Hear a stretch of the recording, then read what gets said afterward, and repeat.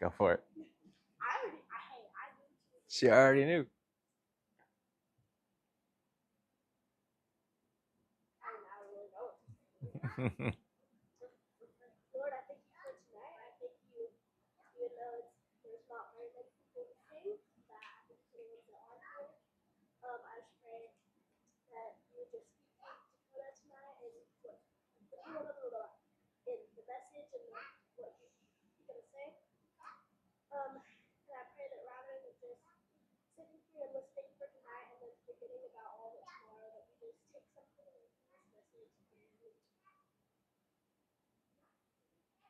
Amen. All right, y'all. So we're back at it. We're back in Revelation. And so last week, we were still in chapter 3, and we finished up the second to last letter to the churches. And so that was the 6th church. And honestly, I really thought we were going to finish up chapter 3 last week, but we didn't. 20, yeah, I think like 28 or 20. It's up there. I don't know off the top of my head. You got your Bible, Coop? How many chapters are in Revelation? Boom. How fast can you find Revelation?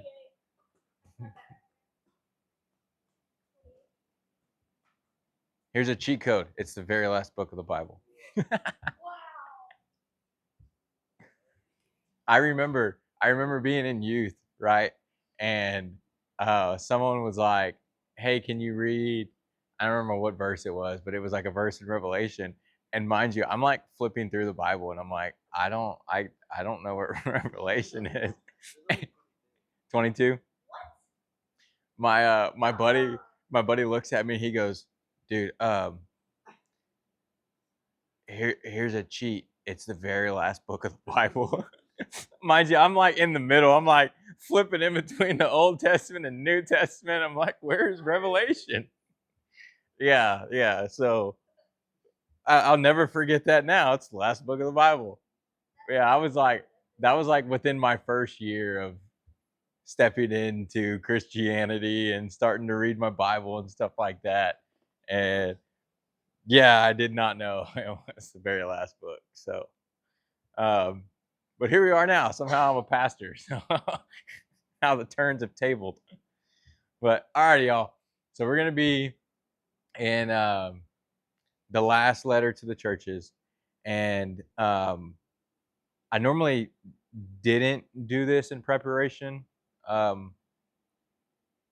throughout this study, but last night I felt the Lord kind of nudged me to like go ahead and read this one, and I'm like, oh, okay, all right, yeah, I hadn't done that before, because what I felt like the Lord was leading me into with the rest of these, or what we've done so far, is like leave it and save it for a fresh revelation as you're reading it and going through and diving through. So it was all like a first time thing, and kind of what I do when we step into like book studies and stuff like this, like especially with Acts. When we went through Acts, I was like, Lord, honestly, I was like, Lord, like kind of wipe my memory of whatever Acts has, and I want to read this again like it was the first time. And so when we read through Acts, it was like the same way. It was like when we read it, I didn't read it before. When we were going through it, it was as if I was reading it for the first time again. And so it was really cool because there was some of those nights where like, as I'm reading it, I had never heard that before. And the revelation that the Lord gave was something for the first time. And it was like something that felt really cool, like in my spirit. And so I was doing the same thing with this, but last night the Lord was like, just go ahead and read this one. And so that's what I did. And this is where I feel like the Lord did this on purpose, because with this letter, there is a lot to unpack, and it's some pretty cool stuff. And so we're going to be looking at the last letter to the last church, and it is Leo. I've always heard, yeah, I've always heard Dacia, but it's like Dicea, Laodicea, like getting a little dicey up in there. And so we're going to read to the church in Laodicea, chapter 3, starting in verse 14. Here we go. And it says, "And to the angel of the church in Laodicea write the words of the Amen, the faithful and true witness, the beginning of God's creation. I know your works. You are neither cold nor hot." And this is important. And so what we're getting into, and we've all heard the phrase, right? Like you're lukewarm, you're being lukewarm. You're, as it states, you're neither cold nor hot. And we're going to kind of hit a little on this in a minute. Would that you were either cold or hot. And so where this one says cold nor hot, he also uses in the same phrase or. So because you are lukewarm, let me get my red pen out. Lukewarm and neither hot nor cold, I will spit you out of my mouth. For you say, I am rich and I have prospered, and I need nothing, not realizing that you are wretched, pitiable, poor, blind, and naked. So what the church of Laodicea had was a false identity.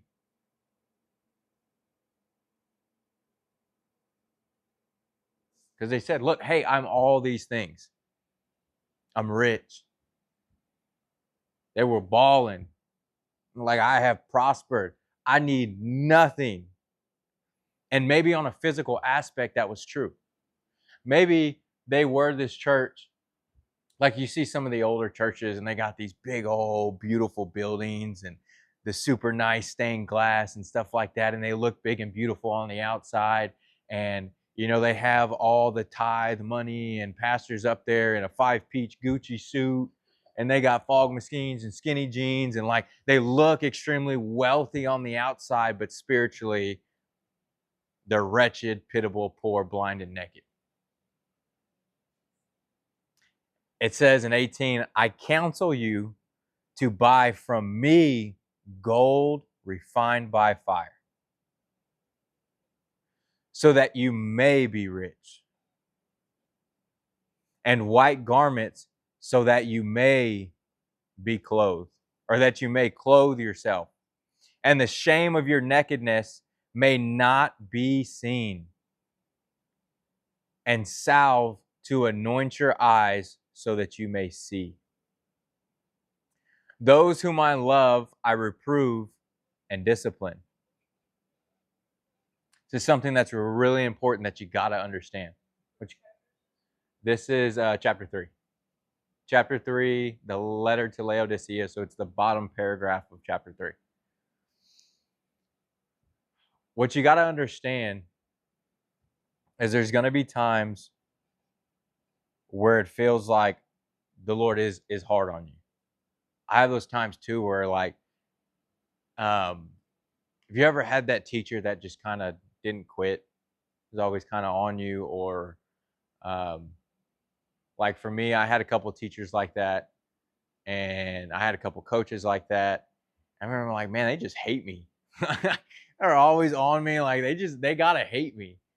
And then as I, graduated and I saw some of these teachers afterwards, they were like, I was hard on you because I saw more in you that you even saw in yourself. And as I started to mature more in my faith, I began to realize that that's the way that the Lord does it too. There's times where, like, the Lord just kind of hounds me in some things. I'm like, Lord, like, why are you being so hard on me in this season and in this specific area? Like, I'm trying in this area because I understand, but I have to be hard on you because I see more potential in this for you than you could even imagine right now. Because, like, guys, I didn't see myself as a youth pastor. In my opinion, if youth was graded, I like barely made it through and passed youth group. Like, I was not a good kid. I didn't really pay attention, but I always felt the Lord kind of hounding on me, especially kind of early in my walk of like, hey, you need to pay attention to this. You need this. You need to see what's going on. And then as I started stepping, graduated from high school and I'm kind of getting out of the youth age, my youth pastor was like, no, dude, like I want you here and I want you to deliver a message. And I'm like, I can't get up there and speak. Like, what are you talking about? Give a message. And a few years down the road, boom, I'm walking in youth ministry. A couple more years down the road, I'm now a youth pastor. But I felt the Lord kind of reprove me and discipline me in youth because He knew the direction that He was taking me in before I even knew. And the reason why, it's because the Lord loves you and He sees the potential that He has put inside of you, and He's just trying to guide you so that you can walk in this calling that He's given you. Does that make sense? It says, so be zealous and repent. Behold, I stand at the door and knock. If anyone hears my voice and opens the door, I will come in to him and eat with him, and he will with me. The one who conquers, check this out, we're looking at conquers again. Every single one of these churches, as it goes through, like, this is what you did good, this is what you did bad, and always brings in a conquering. And when it talks about conquering, it's like conquering this walk of life, making it to the end, staying strong in your faith. If you will conquer, it says, I will grant him to sit with me on my throne. As I also conquered and sat down with my Father on his throne, he who has an ear, let him hear what the Spirit says to the churches. So those that conquer or are conquering will have the opportunity to sit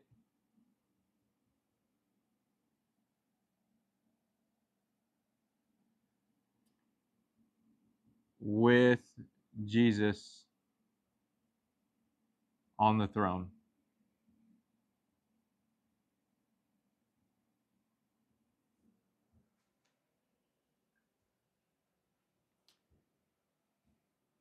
Give you all an idea of this.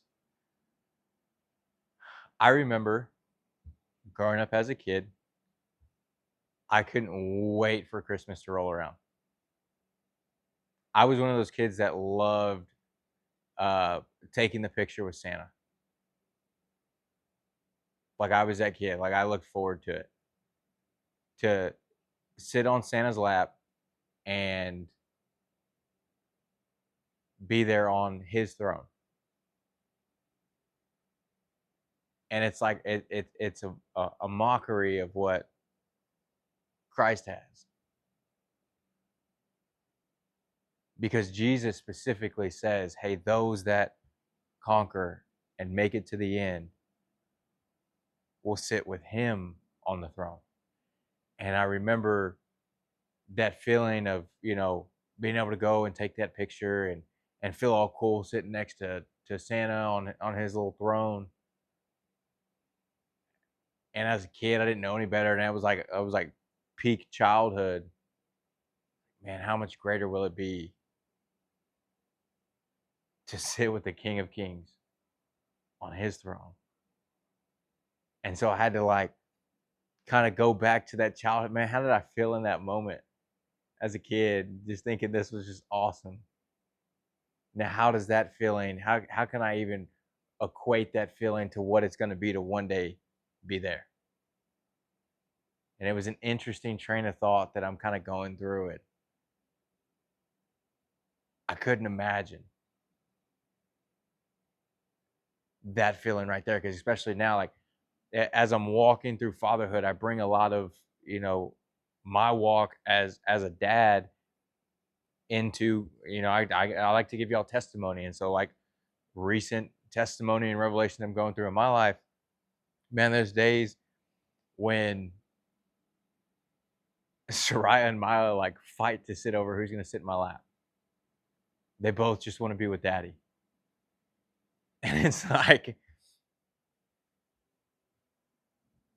I'm gonna have to lay some heavenly hands on people so that I could stay sitting in the throne seat a little longer with my father. Like that's the desire that you ought to have, is like, I can't wait to be there. Like when I get home, like Soraya and Mila, like obviously Soraya's a lot faster than Mila right now, and she beats her to me. But it's like they both race to dad. And it's like, am I racing as fast to my father as my kids are racing to me? And now what can I do to race faster to sit in the throne with Christ? Like that, it's almost like off topic, but it's not, because y'all need to be having that type of mindset, is how can I race to get to a closer relationship with Christ? Because what I don't want y'all to have is this false identity that Laodicea had, and it's like, oh, I'm a good Christian. I'm doing what I'm supposed to do, and everything's looking so good, and look, I'm rich and wealthy, and you think you have this false identity of spiritual wealth, but in reality, you're wretched, pitiable, poor, blind, and naked. I want y'all to have what the Lord has for you, where it says, I counsel you to buy gold from me, not the gold of the world, refined by fire. What that means when it talks about the refining by fire, it means purity. Like, this is the type of gold that if you took into a jeweler, they would say, how did you make it this pure? That's the type of identity that you should have, that when you go to someone else, it's like, man, why are you so squeaky clean? It's like, because I've been refined by the Father. I'm doing everything that I can and going through a daily refining with the Father, that you should see no impurity in me. And I'll be honest with you, that's a walk that I'm still going through. I can't sit here and tell you this day, oh man, I'm refined 100% gold. I'm not there yet. I don't know if on this walk I'll ever get there. But what I do know is that if I continue to walk this life, that one day I will be able to walk in that 100% purity, refined by Christ. Now, we're going to get into some nuggets in this. Some good old nuggets. This ain't no fake McDonald's nuggets here. Like, this is 100% chicken nuggets that we're talking about right here. So, we're going to get into the lukewarm ideology behind the Church of Laodicea. So, what the Father did, what Jesus did, especially like when he talked in parables, right? It was very specific to the region, the culture, and the people that they were going through, or that he was talking to. It's no mistake that as he's talking about this church, that he uses cold or hot when he's trying to describe how they are as a people, as their walk. There's something very interesting about the geography of Laodicea and why this was even used. So, here's Laodicea.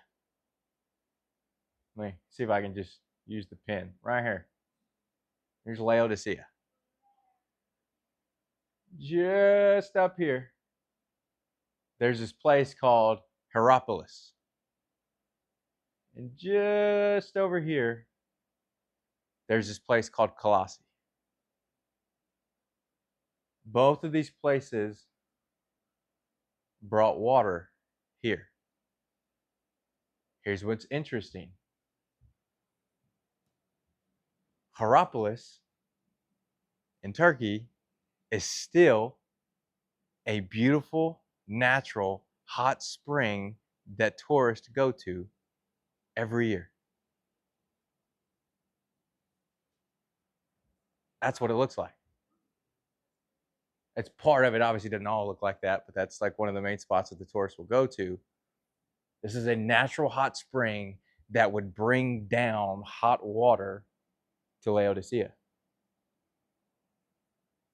I couldn't find very many pictures for Colossae because it's just a normal place in Turkey, apparently. But that Hierapolis is a tourist location, so there's plenty of pictures of it. Colossae was full of natural springs that brought down cold, refreshing water to Laodicea. And what we hear a lot of the times when we hear the lukewarm narrative, we think that cold's bad and hot's good. We think that cold means hell, like you're not on fire for God, and we think hot means heaven and you're on fire for the Lord. And so we think that there's like this fence and you're just sitting right here. You're in the middle, so you're lukewarm. But the lukewarmness here, so lukewarm, gets spat out. But when you read and digest the text, these are the two words it used, right? What the Lord is emphasizing here, he didn't say that one of these was better than the other.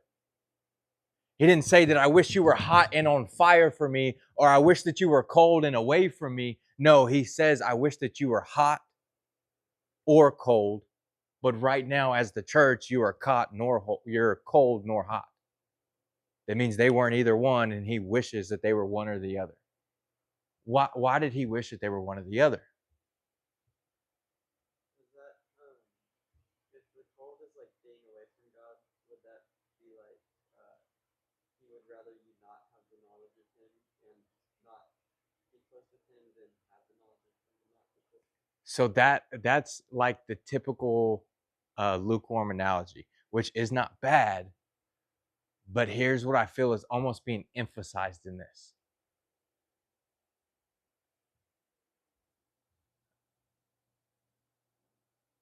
We're pretty used to in today's society like lukewarm water.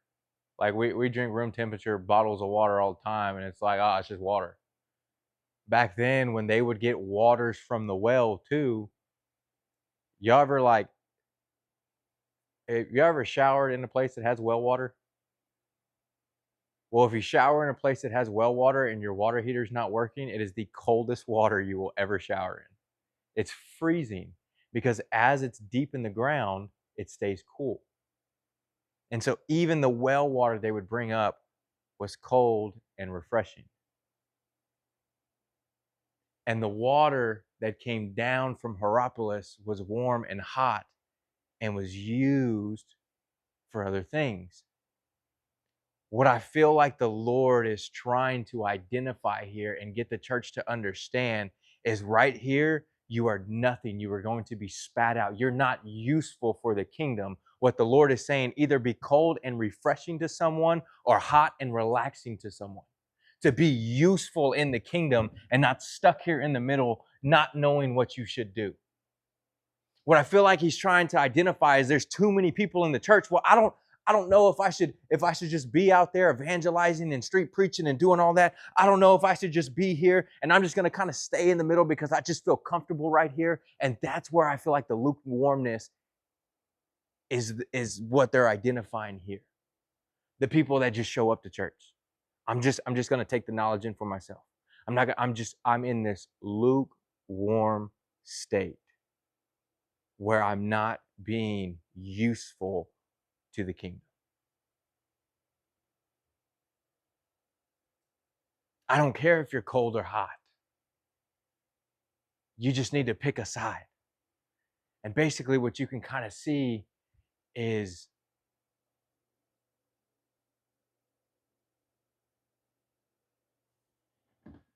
In the summers on a really hot day, what do you want? Cold water. What does it do? But it refreshes. In winter, what do you want? Why? And it warms you up. It what? Refreshes you. Those are two different things used for the same refreshment. That's why you see so many people with so many different talents and so many different uses for the kingdom, where you could almost put this divide in it of like, hey, that's kind of like the cold refreshing stuff over there, and like that's like the hot refreshing stuff over there. But they're both bringing people to the Lord. It's refreshing to the soul. But it's these people here that do nothing for the kingdom. This here, I would almost say lukewarm, are the spiritual gluttons.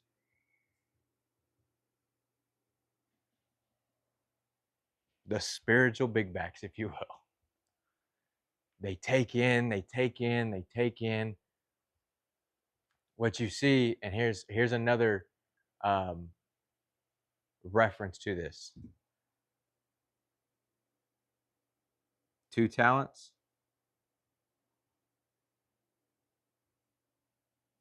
3 talents,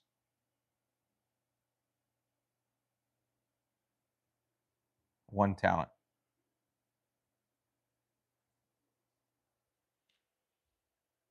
What did the servant that got 1 talent do? And did what? And did what? He buried it and then did what?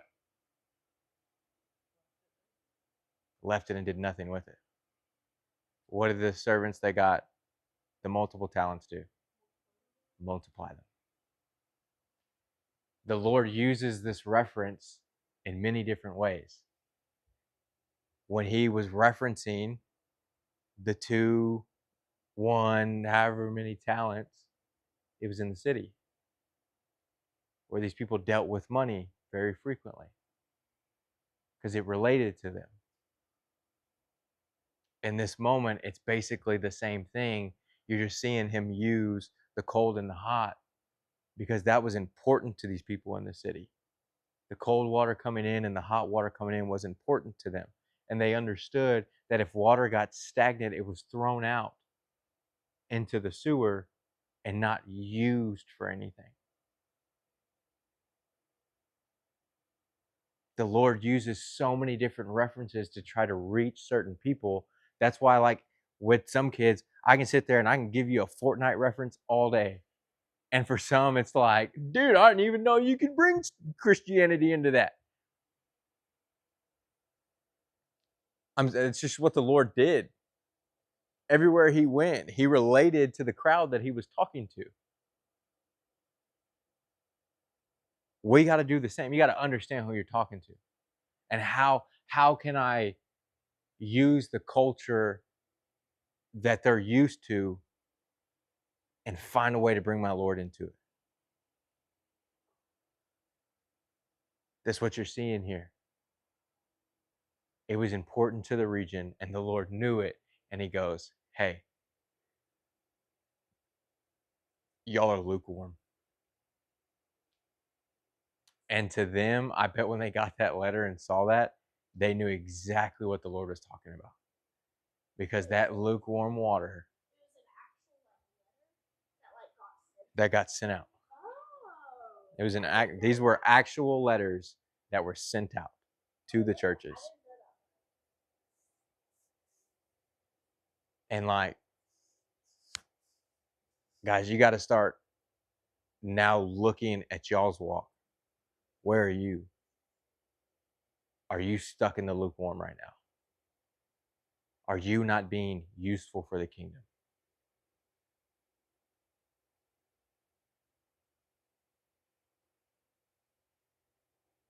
If you're lukewarm, guess what?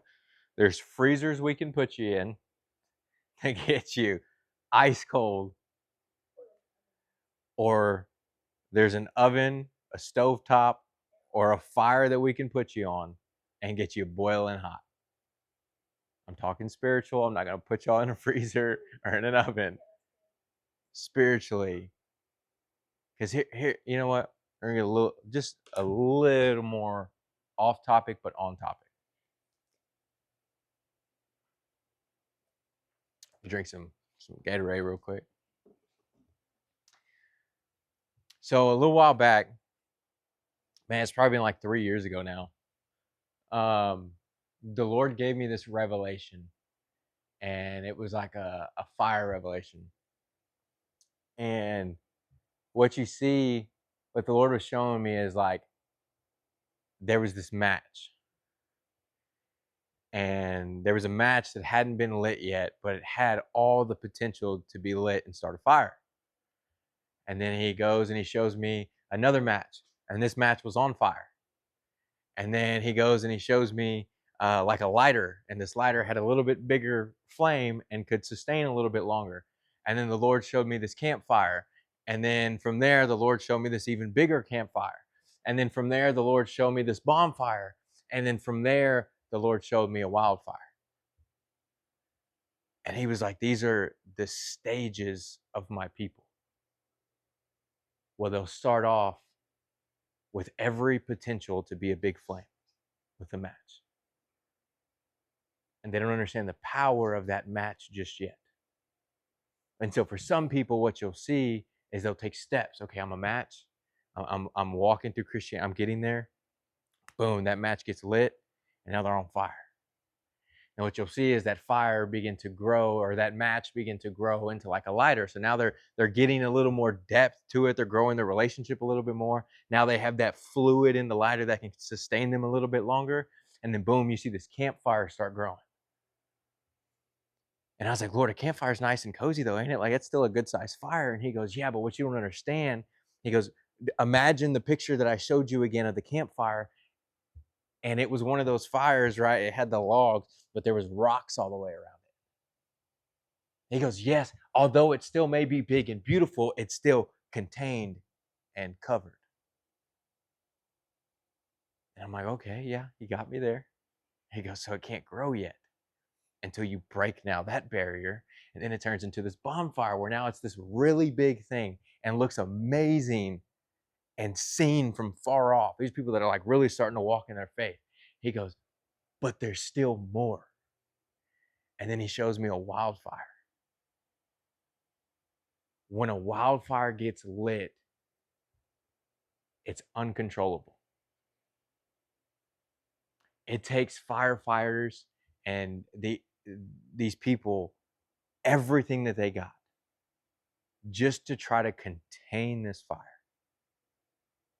because it's so rapid. It's getting fuel with every inch that it takes. It is constantly growing, and it's this overwhelming force. That's what the Lord is wanting. He's wanting to see wildfires begin to grow and overtake the enemy's land, to the point that the enemy is trying to do everything he can to contain this fire, but he can't. But then this is what the Lord showed me too. That match does not have to go through the stages. That one match can immediately turn into a wildfire overnight. I said, okay, Lord, but if I tell people that, where's the biblical evidence for that? And he goes, really? Who wrote the most books in the New Testament? When you read Paul's story, what happened? Well, yeah, but in the very beginning, to a disciple and a wild evangelist. Everywhere he went, I can't help but speak and say the things that I have seen and heard. Immediately, Paul went from a match that had all the potential to be a wildfire to boom, he has this radical encounter with God to the point that he gets blinded. He immediately goes and fasts and spends time in prayer. He gets healed. And the moment he is healed, it says that he began to pray and walk out and preach the gospel. From a match to an instant wildfire.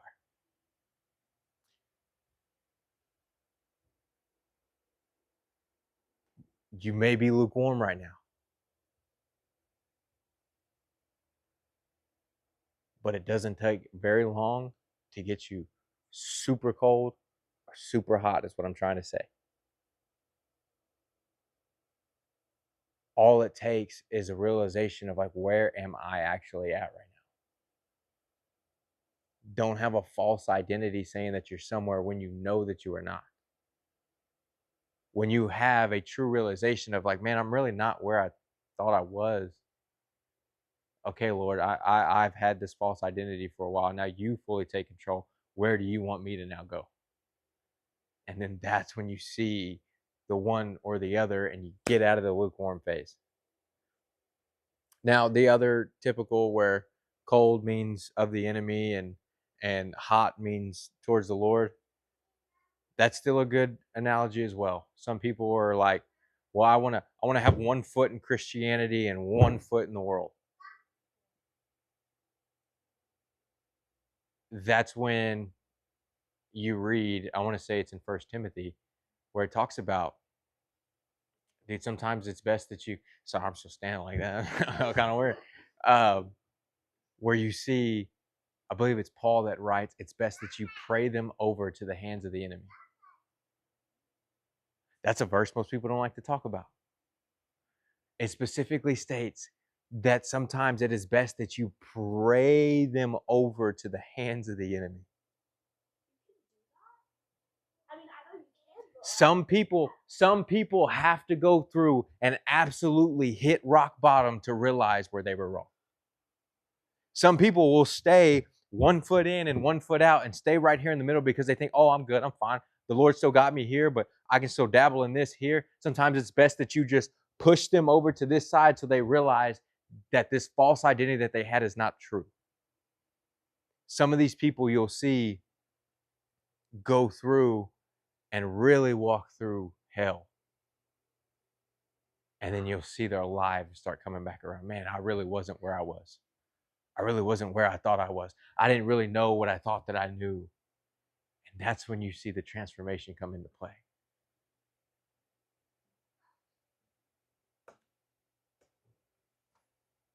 So now, got about 15 minutes. Let's read chapter 4. Got a bunch of nuggets. That's what I like. I like tossing out little nuggets like that. I'm gonna start buying some chicken nuggets before I come here. And when I say I got nuggets, I'm gonna start tossing y'all some nuggets. I gotta find some healthy nuggets first. Those are kind of hard to find, but all right. So now let's just notch this off. We're looking at chapter. Ooh, that was ugly. Chapter 4. After this, I look, and behold, a door standing open in heaven, and the voice which I had heard speaking to me like a trumpet said, come up here, and I will show you what may take place after this. At once I was in the Spirit, and behold, a throne stood in heaven with one seated at the throne. Whoops, wrong marker.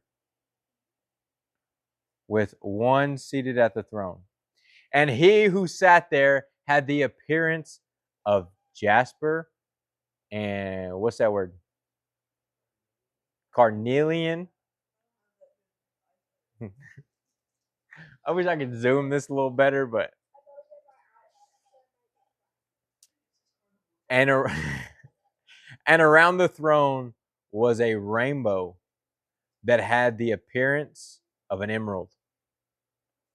Around the throne were 24 thrones. And seated on the thrones were 24 elders, clothed in white garments, with golden crowns on their heads. From the throne came flashes of lightning and rumblings and pearls of thunder. Pearls. My bad. Peals of thunder. Whoops. Peals of thunder. And before the throne were burning 7 torches of fire, which are the 7 spirits of God. And before the throne there was as it were as a sea of glass like crystal. And around the throne, on each side of the throne, are 4 living creatures, full of eyes in front and behind. The first living creature like a lion, the second living creature like an ox, the third living creature with the face of a man, the fourth living creature like an eagle in flight. And the 4 living creatures, each of them with 6 wings, full of eyes all around and within, and day and night they never cease to say, Holy, holy, holy is the Lord God Almighty, who was and is to come.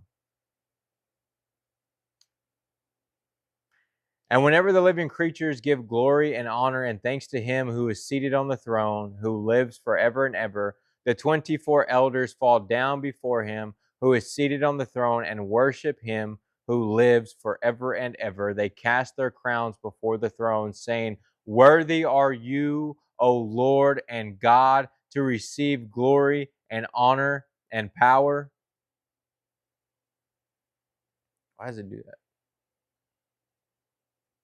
For you created all things, and by your will they exist and were created. Bruh, wait a minute. That's why they got redo, big dog, because I make mistakes. That's the sermon right there, but I ain't gonna go get into that. So now we're looking at the throne of heaven. So let's take some notes really quick. So throne in heaven.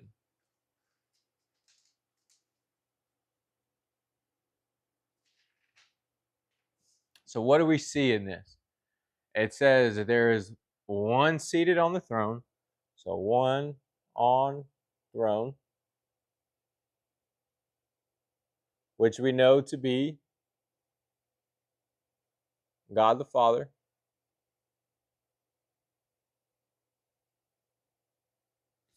What else do we see? And who sat there had the appearance of jasper and carnelian.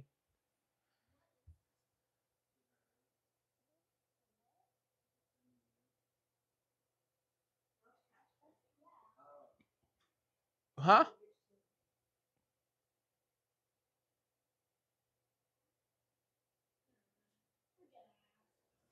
You know what? Since I got y'all here, it's a cool thing about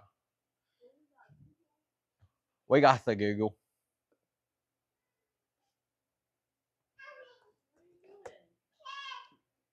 So there's Jasper. Apparently there's a Steven Universe Jasper. But there's Jasper.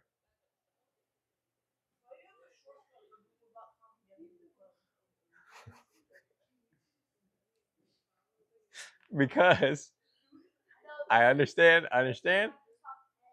Because this is the account that I use on like multiple different computers that don't always have that. So that is created on some of my other ones, and I'm just used to tapping it, and that's what brings. So it's not. Have you seen that video of that guy that he goes on Google to Google and then clicks on Google? That's not what I'm doing here. It's just okay. What's the other one? Carnelian.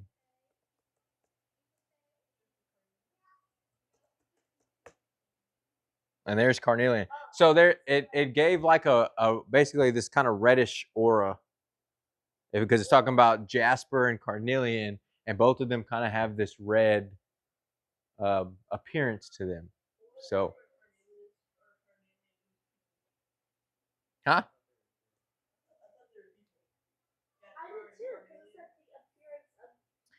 He who sat there had the appearance of jasper and carnelian, and around the throne was a rainbow with the appearance of an emerald. I don't think those are people. The way that it's bringing emerald in there, I think they're definitely talking about rocks. So this was the appearance. They're what? Boom. She got y'all there. Okay, so now we know that there was a rainbow around the throne. So around throne. Does anyone know why we're taking notes of this? Around throne was a rainbow. The reason why we're taking notes and stuff like this, because it's trying to give you a creative imagery to show you the awe and the beauty that the one that sat on the throne was holding. So like back in the day, like for most people, they look at jasper and carnelian and emeralds and stuff like that. They're like, oh, those are just rocks. Because we're like, oh, if it's not diamond or gold, it doesn't mean anything. Back then, these were precious things that they held on to that were of high value. Like back then, like you could get a lot for a goat. Today, it's like, I don't even want that goat. It's like the value of things have so depreciated in today's world, but back then there were these things of such high value and of high beauty. And so that's why when they use certain things like this, they're trying to emphasize the beauty of what he was witnessing. So that's why we're taking the notes of these so that we can try to understand the exaggeration that they were putting on this. Like this was not just a normal thing, this was so much more than we could think. And so around the throne, and then around the throne there was 24 other thrones. What does that look like to y'all? 24 other thrones. Supreme Court is what I Knights of Round Table 2. Yes, you're both there because they were like they're like high positions, and like the Knights of the Round Table were they came together and now I'm blanking on it. Yeah, they like were figuring out and strategizing is what I was kind of getting to. There's 24 other thrones with 24 elders. Now, I don't believe that it ever will give mention or even try to emphasize who these 24 elders are, but like, bro, I can only imagine who these people are. Like, to be considered an elder in heaven, like, that's gotta be next level. Like, that's, I don't know, it just says 24 elders. So it says, and they were clothed in white with golden crowns on their heads. From the throne came flashes of lightnings and rumblings, peals of thunder, and before the throne were 7 torches of fire. So 7 torches of fire.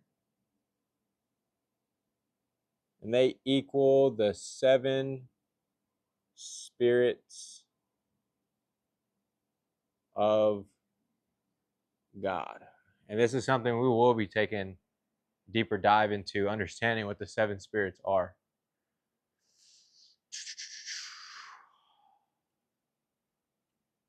And it says there was a sea of glass like crystal. There was 4. Jump back over here now. 4 living creatures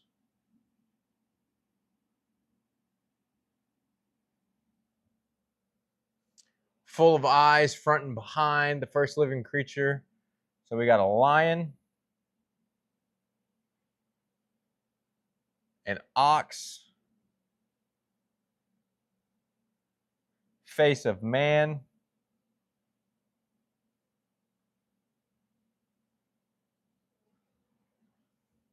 an eagle.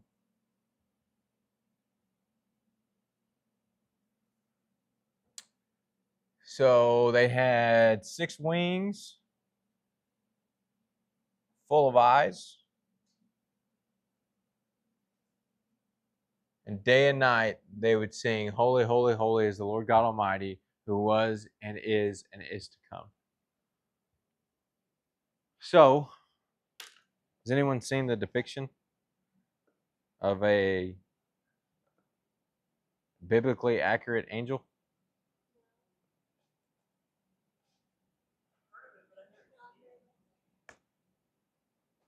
Whoa.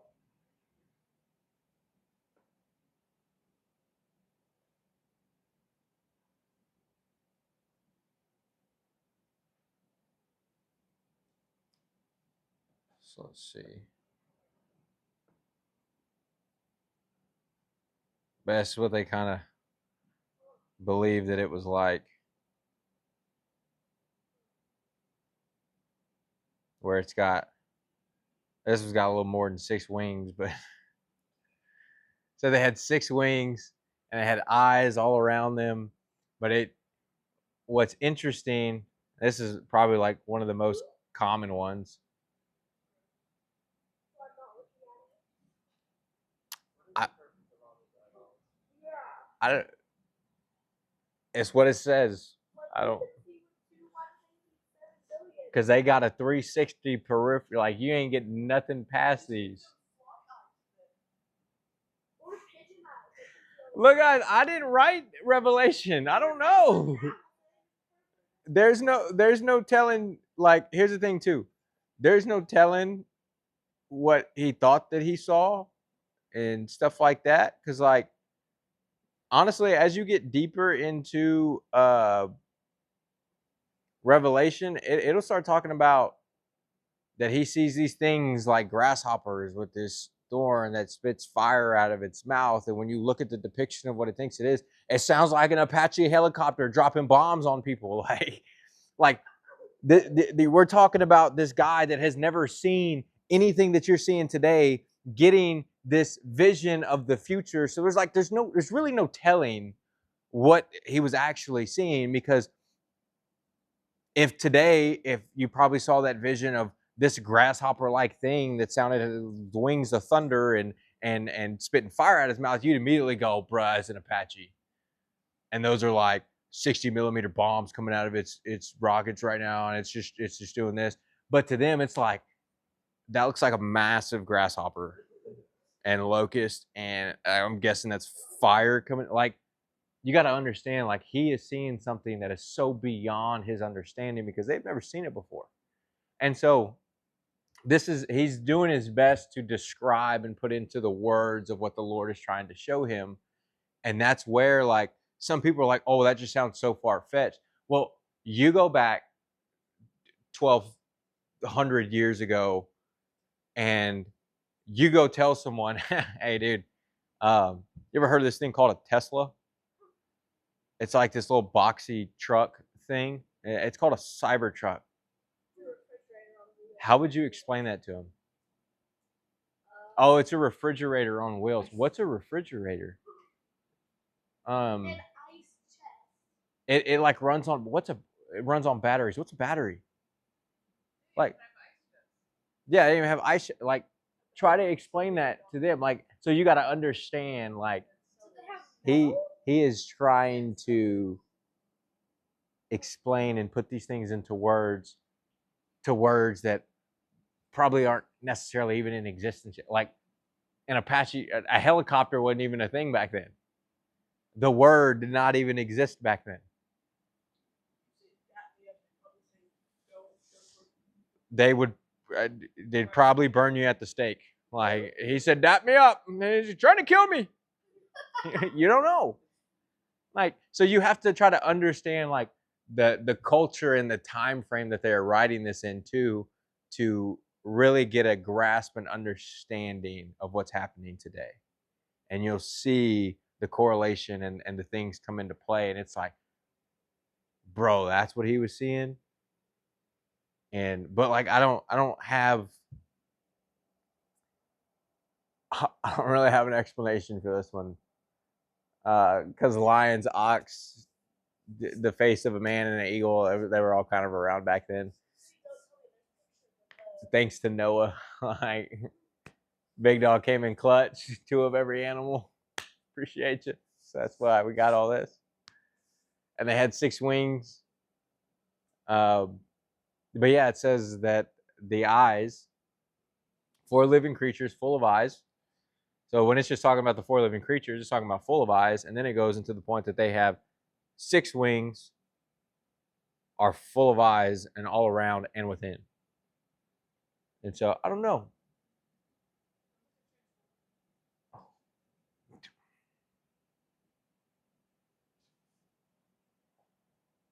China's coming up with some weird stuff these days. I don't know. But like you just got to kind of look at it in a different mindset of I, I wouldn't want to try to bear this. Could you imagine trying to put into words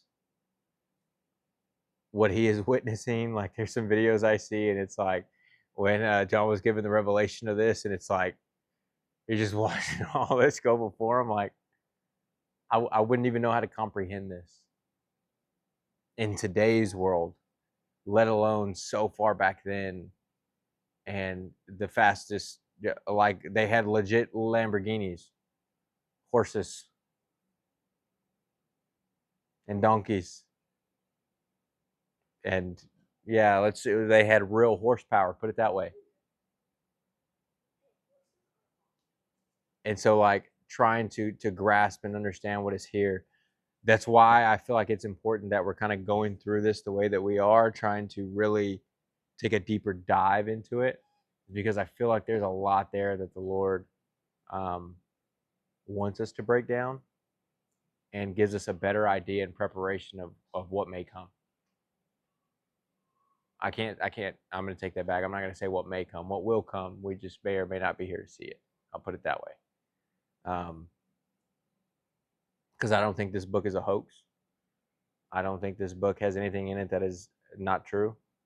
This is the one book that has ever put in any type of prediction of the future, has gotten it true.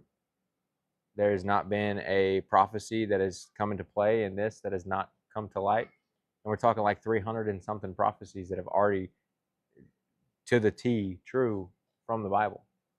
And so when I'm reading stuff like this, it's stuff that is going to happen in the way that it says that it's going to happen. The imagery just may be a little different because he was trying to understand something before his time. Make sense? So that's all we got, guys. We have officially made it all the way through chapter 4 now. So next week we just finished chapter 4. That was it. That was 4. That was it. We skimmed through, or not skimmed, but we like squeezed that in 7 minutes. 15. A little over 15. I started at 7:15. So, but yeah. So without further ado,